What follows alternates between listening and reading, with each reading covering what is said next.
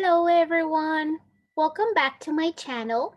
In today's video, we're gonna be solving a double shear stress problem.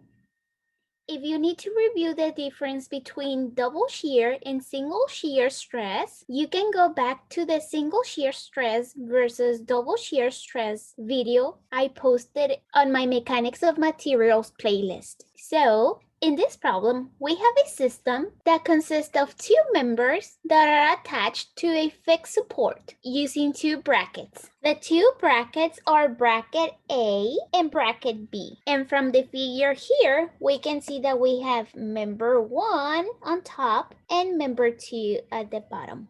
As you can see over here, each member has a different axial load applied. Member 1 has a 40 kilonewtons force and member 2 has a 50 kilonewtons force. This system is being held together using a pin. And due to the external forces applied on each member, the pin will feel some shearing stress. And that shearing stress will be a double shearing stress. In this problem, we need to find the maximum average shearing stress developed in the 25 millimeters diameter pin. So let's get started. The first step in the solution will be to identify whether we have single shear or double shear. In this case, I already told you we are dealing with a double shear stress problem. But let's suppose you didn't know it is double shear. The way you determine whether or not it's double shear is by looking at the system and see that you have two brackets attached to the fixed support. And those two brackets are applying resistance against the two external forces. In fact, those two brackets create a couple shear forces as a reaction of the external load applied on member 1 and member 2. Now, in order for us to find the maximum shearing force developed in the pin,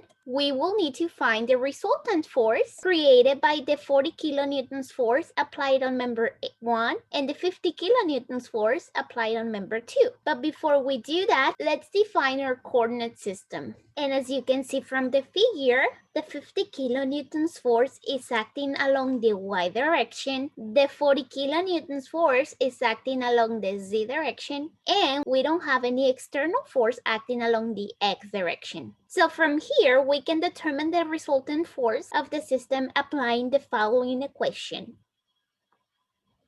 If you recall from statics, we know that the magnitude of the resultant force in this case will be the square root of the force applied along the y direction squared plus the force applied on the z direction squared.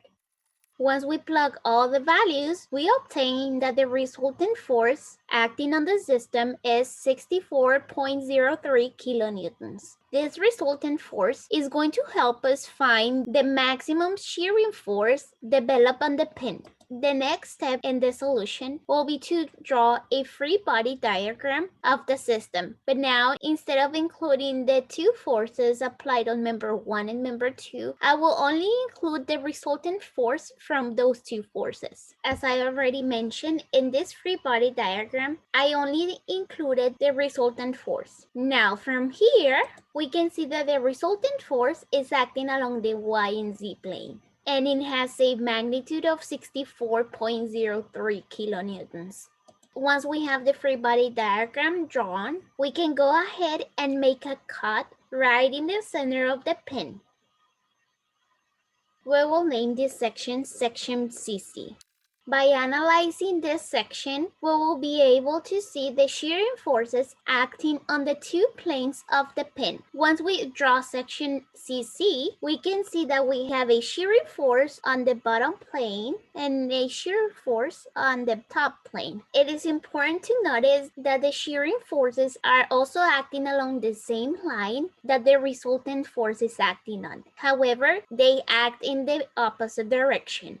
From here, in order for us to apply the equilibrium equation, we just need to specify a new coordinate system, y prime and x prime. Now we're ready to apply the equilibrium equations. In this case, I will apply the sum of all the forces along the y prime direction equal to 0. And here we ended up having a shearing force equal to the resultant force divided by 2. And as you recall from the definition of double shear stress, we know that every time we have double shear stress, or shearing force will be our external force applied on the member divided by 2. It will be 64.03 kilonewtons divided by 2, a maximum shearing force that has a magnitude of 32.015 kilonewtons. Now we're ready to move on to the definition of shearing stress and apply the following equation. Here we know that the maximum average shearing stress is equal to the shearing force divided by the cross-sectional area of the member. In this case, the shearing force is 32.015 kilonewtons. Our cross-sectional area will be the area of the pin. Therefore, the cross-sectional area in this case will be pi over 4 times the diameter squared. Once we plug all the values into the calculator, we obtain that the maximum shearing stress developed on the 25 millimeters diameter pin is 65,220.4 kilopascals, which is also written as 65.22 megapascals. And that will be our final answer. I hope this video has helped you understand the concept of double shearing stress a little bit better and the process of solving and identifying those type of problems. If you find this video helpful, don't forget to subscribe and give this video a like. Thank you so much for your time and for watching this video.